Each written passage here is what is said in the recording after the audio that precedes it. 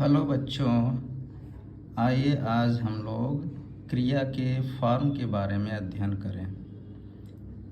क्रिया के फॉर्म से तात्पर्य है कि क्रिया के वह रूप है जो टेंस के अनुसार उसका परिवर्तन हो जाता है और क्रिया प्रयोग की जाती है। उसके जानने से पहले आइए हम इसकी परिभाषा थोड़ा सा जान लेते हैं और आगे बढ़ते हैं। A verb is a word which shows some work or action. It has 5 forms according to its work. एक क्रिया एक शब्द है जो किसी कार्य का होना प्रदर्शित करती है। इसके कार्य के अनुसार इसके 5 रूप हैं। पहला है फर्स्ट फॉर्म, जैसे कि गो। सेकंड फॉर्म, जैसे कि वेंट। थर्ड फॉर्म, जैसे गॉन। फोर्थ फॉर्म, जैसे गोइंग। Fifth form, goes. आइए इसका हम विस्तार से देखते हैं। First form of the verb जो होता है ये बेस फॉर्म होता है। जैसे गो है तो ये बेस फॉर्म है, क्रिया का आधारभूत फॉर्म है, रूप है।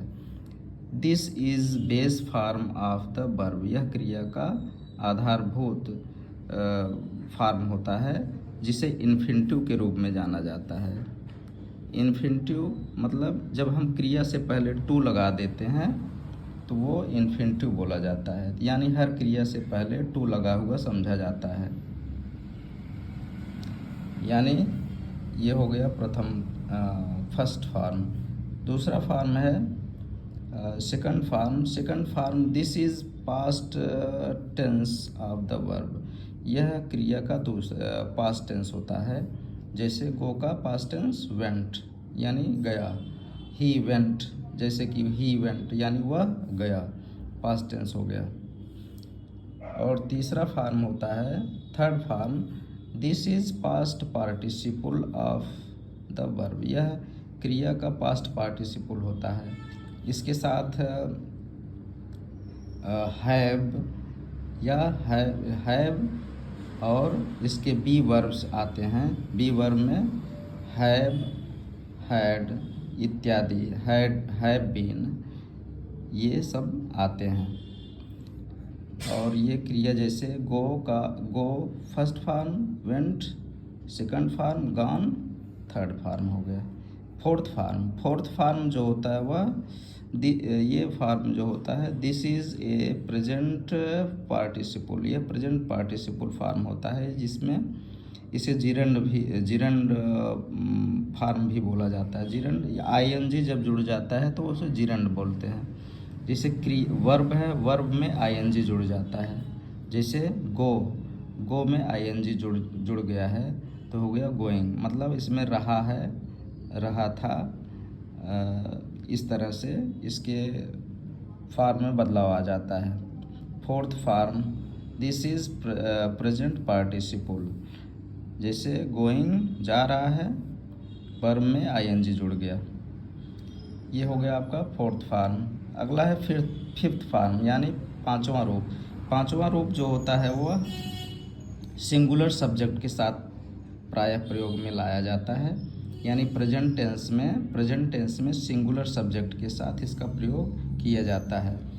यानी प्लूरल सब्जेक्ट के साथ इसका उपयोग नहीं किया जा सकता है, यानी सिंगुलर सब्जेक्ट के साथ इसका उपयोग किया जाता है। जैसे गो है तो गो को हम ईएस जोड़ दिए हैं तो हो गया गोज। यानी गो क्रिया का मुख्य रूप हमेशा बहुवचन होता है, यानी प्लूरल फॉर्म में होता है। क्रिया का पहला रूप हमेशा ही बहुवचन यानी प्लूरल फॉर्म में होता है। उसको एक वचन बनाने के लिए यस या ईएस जोड़ देते हैं तो वो एक वचन बन जाता है। यही जैसे गोज हो गया तो यानी एक वचन की क्रिया हो गई। पहले गो था, गो से गोज हो गया। जैसे कि वह स्कूल जाता है, ही गोज टू स्कूल, इस तरह से बन जाएगा। आइए उसका हम विस्तार से इधर समझते हैं। साड़ी में बनाया गया है। 5 forms of the verb. V1 यानी फर्स्ट फॉर्म, V2 यानी वर्ब का सेकेंड फॉर्म, V3 वर्ब का थर्ड फॉर्म, V4 वर्ब का आईएनजी फॉर्म यानी जिरेंड वाला रूप। अगला है 5वां, ये है सिंगुलर सब्जेक्ट के साथ प्रयोग होने वाले, यानी ये 5वां रूप है। आइए उदाहरण के अनुसार हम समझते हैं। गो, गो का पास्ट, गो जो है वो फर्स्ट फॉर्म है। वेंट गया, गो मीन्स जाना, वेंट मीन्स गया, ये सेकेंड फॉर्म हो गया। गॉन जा चुका है। गोइंग जा रहा है, यानी गो में आईएनजी जुड़ गया। गोज यानी गो में ईएस जुड़ गया, जाता है। इस तरह से इसमें बदलाव आ गया। अगला है रन, रन मीन्स दौड़ना, और यहाँ पर हो गया रैन, रैन मीन्स दौड़ा। हैव रन दौड़ चुका। रनिंग आईएनजी फॉर्म, इसमें आईएनजी जुड़ गया है, रन में आईएनजी जुड़ गया, रनिंग हो गया। यहाँ पर रन में, रन की स्पेलिंग RUN है, तो इसमें जो है आईएनजी जब जुड़ा तो एक यन और बढ़ गया, रनिंग, यानी वह दौड़ रहा है। रन्स दौड़ता है, इसमें रन में यस जुड़ गया है, एक वचन बन गया, क्रिया दौड़ता है। इस तरह से पढ़ना, पढ़ना रीड मीन्स पढ़ना, तो रीड का पास्ट टेंस हो जाएगा रेड, यानी लिखा स्पेलिंग जाएगा READ ही, लेकिन उसको पढ़ेंगे रेड, यानी पढ़ा।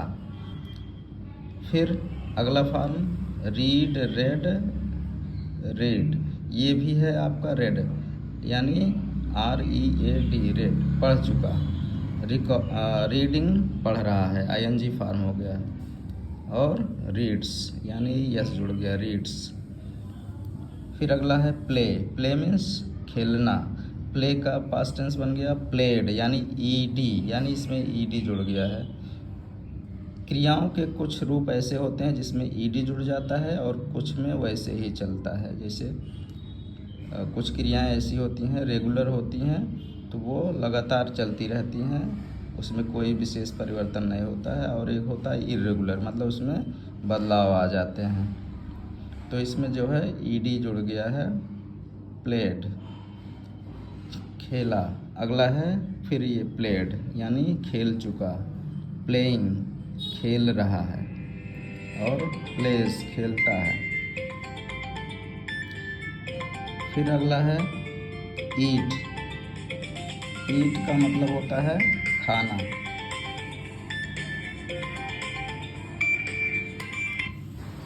ईट का मतलब होता है खाना। एट, एट मीन्स खाया, और ईटन खा चुका। ईटिंग खा रहा, ईट्स खाता है।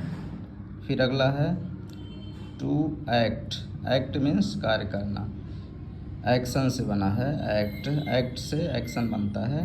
एक्टेड किया, यानी कार्य किया।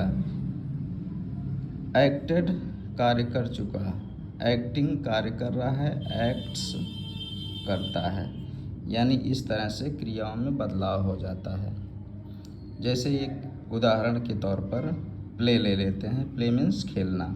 आई प्ले मैं खेलता हूँ, आई प्लेड मैं खेला, आई हैव प्लेड मैं खेल चुका हूँ, आई एम प्लेइंग मैं खेल रहा हूँ। और इसका 5वां रूप नहीं बनेगा, चूँकि आई ये बहुवचन का सब्जेक्ट है। बहुवचन के साथ इसका वर्ब का ये 5वां रूप प्रयुक्त नहीं किया जाएगा, इसलिए वह एक सेंटेंस नहीं बनाया गया है।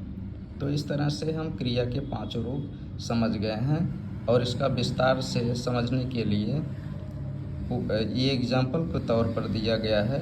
और भी क्रियाएं हैं, उसको बाद में समझेंगे।